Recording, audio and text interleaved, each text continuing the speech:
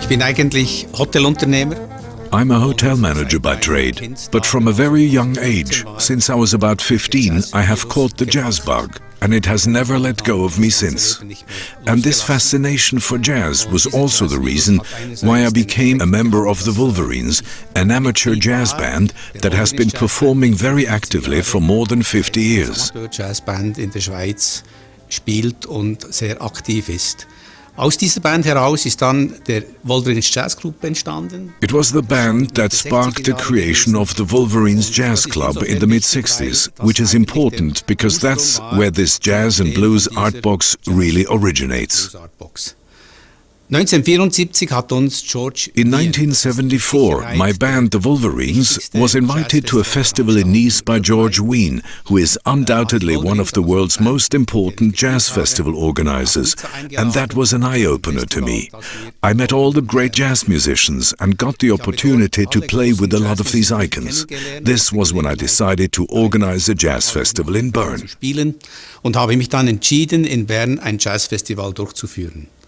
Das Jazzfestival ist in einer Zeit entstanden. The Jazz Festival came into being in a time when only the Montreux Jazz Festival had been active for some time. There were no festivals other than that. After talking to Claude Knops, the organizer of the Montreux Jazz Festival, I decided to organize the festival in Bern in May. Während einer Woche in Bern durchzuführen. Das ist nicht ganz unwesentlich, weil This is rather significant, because I didn't find out till later that May was a rather inappropriate date for organizing a jazz festival in Europe, because there would be no European tours of any top American artists during this time. They all toured around Europe in July, which is why they could easily be contracted for Montreux. Natürlich so in Montreux einfach dann engagiert werden.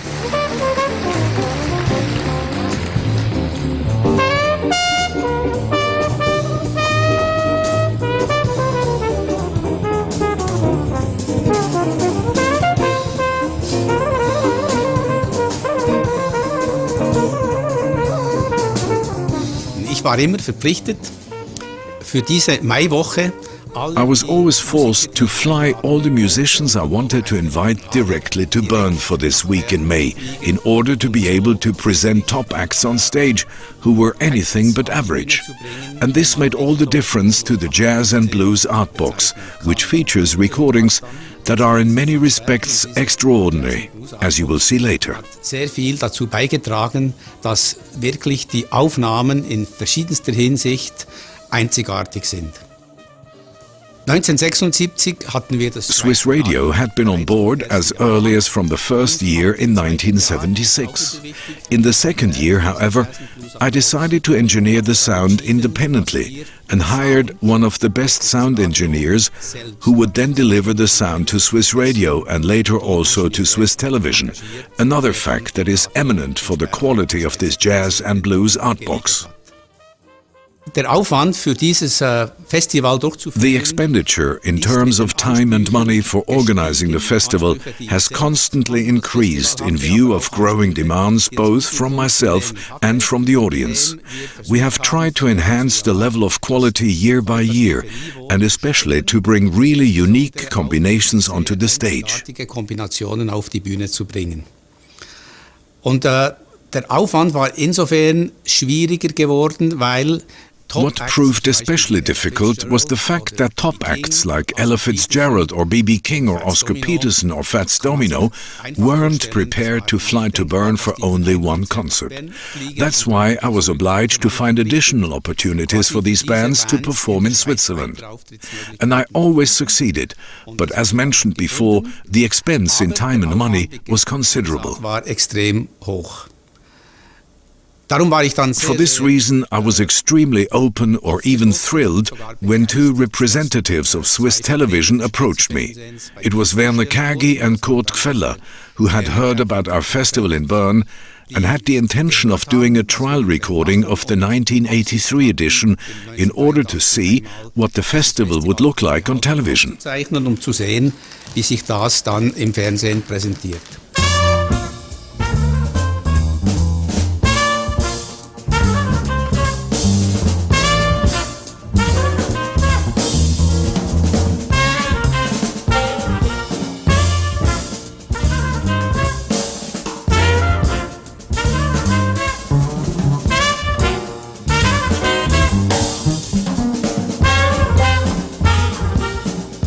Die Aufnahmen waren wirklich grandios und dann ist eine Zusammenarbeit entstanden mit The recordings were superb and marked the beginning of a cooperation with Swiss Television that considerably contributed to the high quality of this art box.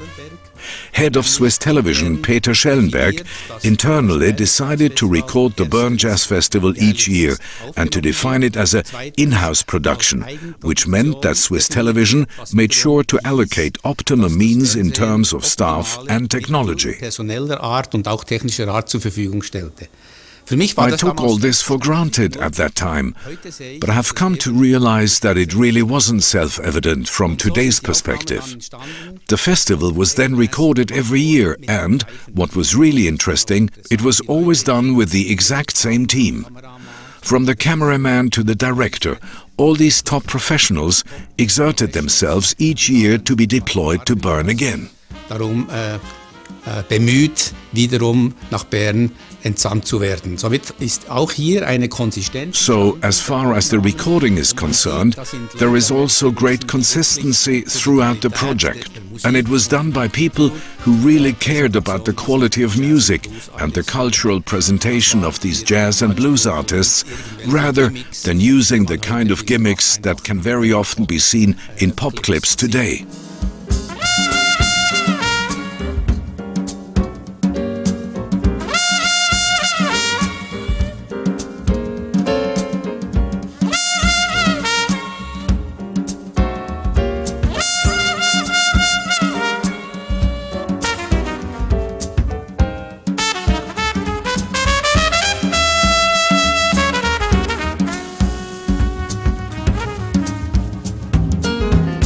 Dann ist eine Entwicklung entstanden. As time evolved, the jazz musicians of the first generation successively became unavailable.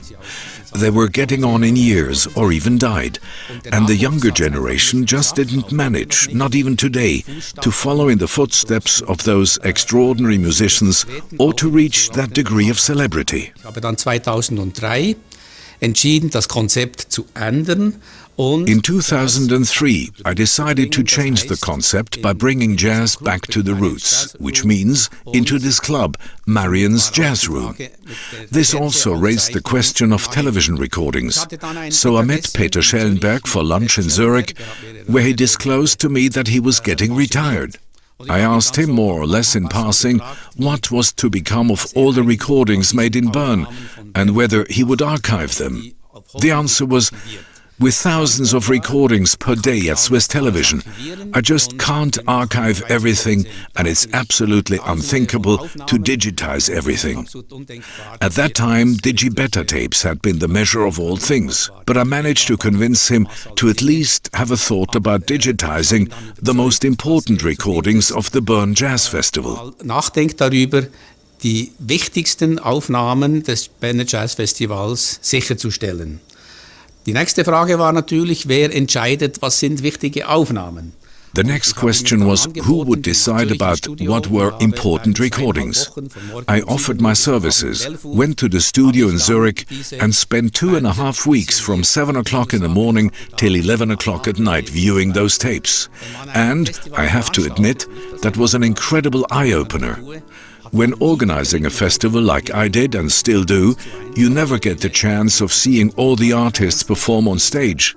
I didn't witness a single concert as part of the audience, only heard small excerpts, but not more. And then I came to the studio and realized what an enormous amount of material there was. I knew that all the musicians had delivered top performances. They had been very motivated and enjoyed the relaxed atmosphere. But I realized now that the sound, and especially the video recordings, were of exceptional quality. And thus, the result of this viewing in Zurich was that I defined 240 concerts to be archived. Von denen ich gesagt habe, die sollten wir archivieren.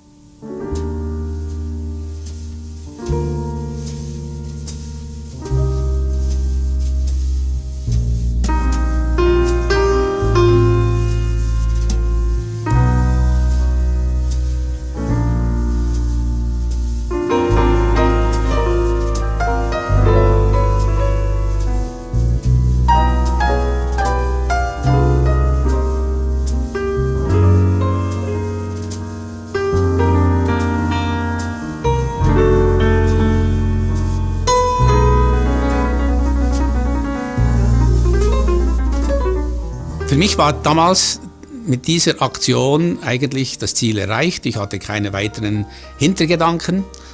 My goal had been achieved by completing this task, and I didn't have any ulterior motives. In the same year, however, a company from Hamburg contacted me because they had heard that there were recordings from Bern.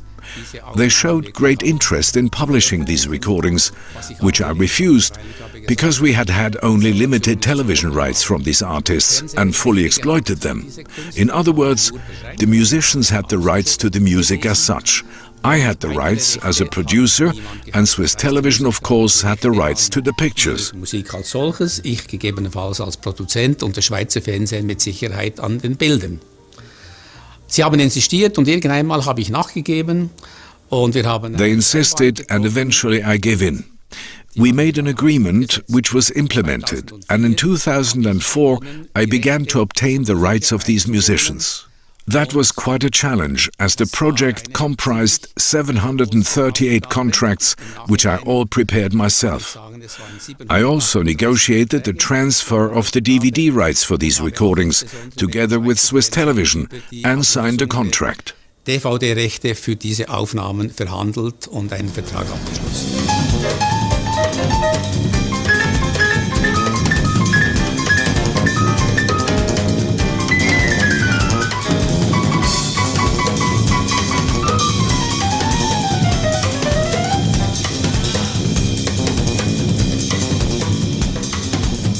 Weil das für mich Neuland war, habe ich wiederum George Wein. I was entering new territory here, so I contacted George Wein, who had become a good friend of mine, and asked him for help. He brought me in contact with Hank O'Neill, who is an incredibly versatile person, a renowned photographer, the founder of Chiaroscuro Records, with which he recorded over 200 LPs. He organized the Jazz Festival on Sea, with partly the same musicians as I had engaged, and he has published more than 20 books. Langspielplatten aufgenommen. Hat das Jazz Festival on Sea hat durchgeführt, mit zum Teil den gleichen Musikern, die ich auch hatte am Festival, und hat über 20 Bücher veröffentlicht. Er wiederum hat mich dann He in turn introduced me to a DVD producer and attorney from New York. I met him and we elaborated a contract together. Once the contract was wrapped up, it was time to compile the collection. It had always been clear to me that this was going to be a collection, which means that all recordings we acquired directly were to be brought to the market as a whole in a limited edition of 5,000 pieces. In einer limitierten Auflage von 5,000 Stück. And 3 years ago, in 2012, I decided to take charge of things myself and found a variety of good friends and investors who were thrilled about the project. With the help of these people, the Jazz and Blues Art Box could finally be realized.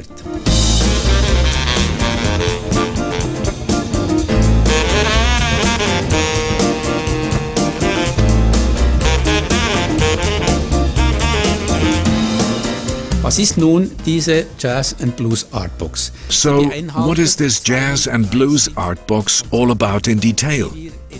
It comprises 230 concerts that were left in their original state as performed on the stage. So none of these concerts have been modified in any respect. The box also contains about 96 interviews with all of the major jazz icons who form part of this compilation. There's Oscar Peterson, Amal Jamal, George Wein as a producer and musician, and there is also Horace Silver, Sonny Rollins, and so on. They were all interviewed by a journalist of Swiss Television, who himself was a jazz musician and band leader, and therefore was in a position to ask interesting questions and get very interesting answers from all of these musicians. So this collection of interviews, which are added to the DVDs in the form of bonus tracks, really represents jazz history itself. Nothing takes the place of music with me, Peter. That's my first and foremost love, and so I expect to do that the way I would like to do it. I expect that. Hi, my name is Wynton Marsalis, and I'm a jazz musician. And the main thing I want to tell the young musicians is that if you decide to be a musician and you really get serious about it, you will never be alone. But now to be a musician, that means that it requires first years of practice. To me, this Bern Festival is a real trial. I mean, one night I'm on with Ahmad Jamal, the other piano player, and last night I was on with Michel Camillo as the other piano player. I like the way I say the other piano player. And tomorrow night I have Ralph Sutton, you know what I mean? So, I mean, you know, lots of luck, you know what I mean? And I consider that it's a privilege for me to even be here, so... In the course of obtaining all the rights, I realized that recordings of such quality and such consistency from these times were unique worldwide. And this was also confirmed by George Wein and later by Wynton Marsalis, who wrote the preface to the book, which also forms part of this compilation. So it really is a collection of historical value. That's why I like to call it a piece of art rather than a music production. Ich spreche auch hier von diesem Kunstwerk, eben von einem Kunstwerk und nicht von einer Musikproduktion. Als wir alles beisammen hatten, when the compilation was finished, it needed to be designed and packaged, and it was clear to me that this all had to be done on the same top level as the music on the one hand, but also the technical production on the other. Produktion her gemacht sind oder vorhanden sind. And in the person of Roger Pfund, I found an internationally renowned graphic designer. He had designed the Swiss passport and the Red Cross Museum in Geneva and is from Bern himself, but went to Geneva where he gained international success. Und hat dann ein Konzept gemacht und gesagt, Roger Pfund drew up a concept and suggested that we keep everything in chronological order. So it's 20 years from 1983 to 2002, and there are as many DVDs as there have been concerts, since that was different from year to year. Also, there is a yearbook for each year. Of course, these texts for the yearbook first had to be created. And for this job, I was able to commit Peter Bölke, a former top business journalist for The Spiegel, jazz fan and author of 4 jazz books. He created all the texts, later in cooperation with Hank O'Neill. Diese Texte in Zusammenarbeit dann später mit Hank O'Neill gemacht. And on top of all that, we made the effort to create screenshots from the recordings. In fact, we took 6 to 7 photos of each production, each concert, and edited them. The yearbooks are thus complemented with wonderful live photos of all these artists over the entire 20 years. Ergänzt durch wunderbare Live-Aufnahmen dieser Künstler, und zwar durch die ganzen 20 Jahre. Roger Pfund hat dann auch ein Konzept gemacht, wie man das verpacken kann, indem gesagt Roger Pfund then came up with an idea for final packaging in the form of a piece of furniture, a small cabinet, where all the 230 DVDs, the 20 yearbooks plus the big book would fit. However, we soon abandoned this idea, since we're not furniture producers. Creating and producing a special cabinet for a compilation of 5,000 pieces that would last for 2 or 3 generations was a requirement we couldn't meet. Bestand hält, das ist ein Anspruch, den wir nicht erfüllen konnten. Here's old Clock Cherry sitting over here. You don't have your trumpet tonight, will you? Clock Cherry, ladies and gentlemen. You don't know Clock Cherry. Clock Cherry. Nice to see you. The shore was kissed by a sea of mist tenderly. Einer meiner Investoren hat mir dann gesagt, one of my investors then told me, "It's all very simple, Hans. What I really want is that these DVDs, the yearbooks and the big book can be inserted and kept in my USM furniture." That was the reason why I then contacted the owner of the USM Furniture Factory, Alex Scher, whose company is located in Münsingen near Bern. It didn't take long to convince him about our project, and he offered to adapt one of his cupboards for the collection using the design by Roger Pfund. Diese Collection in eines seiner Möbel, das umgebaut wurde und veredelt durch das Design von Roger Pfund, dass das so auf den Markt kommt. This piece of art, or in other words, the 230 DVDs, the 20 yearbooks and the big book, stored in this tailor-made art box by USM, is really made to last for the next generations to come. It's robust, it's of superior quality, and it has been designed for jazz enthusiasts from all over the world. Jazz-Enthusiasten auf der ganzen Welt. By the way, it's numbered and signed in the limited edition of 5,000, and it's also very interesting for art collectors or universities or jazz schools as a showpiece for visual instruction. Den Jazzschülern quasi als Anschauungsunterricht zur Verfügung stellen können.